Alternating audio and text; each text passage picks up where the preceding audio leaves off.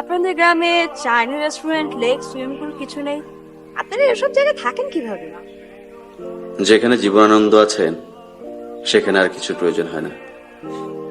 শুনুন, কবিতা দিয়ে জীবন চলে। সুন্দর ছাড়া কি জীবন চলে? তাহলে সুন্দর কি আপনাদের এই আকাশ, বাতাস, লতা পাতা? না, সুন্দর হচ্ছে মানুষ। পৃথিবীর সবচাইতে সুন্দর মানুষ। একজন কবি তার প্রিয়তমাকে উদ্দেশ্য করে বলেছিলেন, একদিন বাগানে এসো, ফুলেরা তোমাকে দেখবে। তার মানে হচ্ছে ফুলের চেয়ে মানুষ বেশি সুন্দর।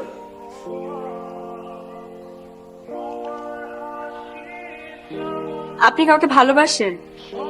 ভালোবাসা ছাড়া কি জীবন চলে?